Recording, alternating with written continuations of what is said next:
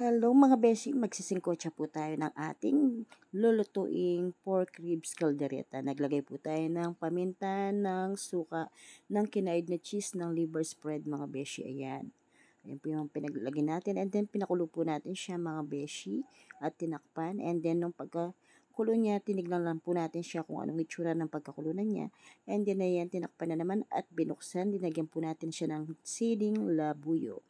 Tapos mga beshi, ayan na po yung ating pangsangkap sa ating panggigisa mamaya pagkaluto niya. Meron po tayong patatas, carrots, meron po tayong tomato paste, tomato sauce, siling labuyo at saka po meron tayong red bell pepper, bawang at sibuyas. Ginisa po muna natin pinito yung patatas at carrots, pagkatapos po yung red bell pepper, tapos mga beshi yung ating bawang at sibuyas, and then binus po natin yung ating tomato sauce and tomato paste mga beshi. Konting-konti lang po yung ating tomato sauce at tomato paste, yung pinakamaliit lang po kasi 1.5 kilo lang po yung ating lulutuin na ribs.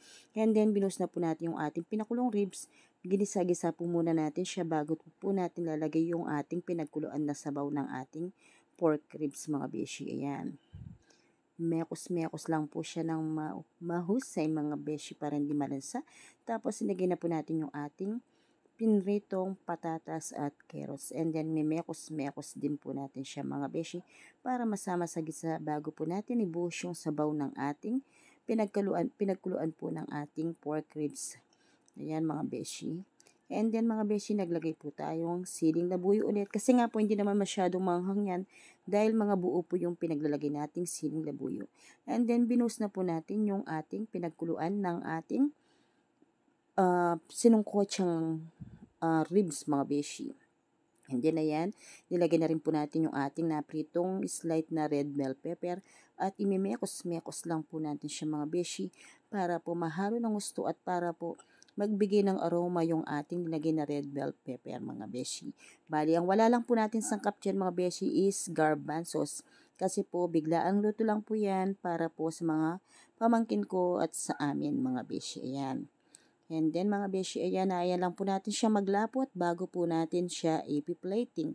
Konting minuto na lang po, ayan mga beshi, luto na po.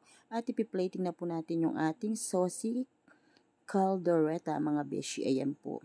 Ayan na po yung itsura ng ating saucy caldereta mga beshi ko. Pork ribs caldereta. Tingnan niyo mga beshi. Yan po yung tanghalian namin kanina mga beshi. Yung ating pork ribs na caldereta. Masarap kasi yung mayroon kang hinihimay-himay mga beshi pag kumakain ka ng caldereta. Ayan na po mga beshi. Yung ating pork ribs caldereta.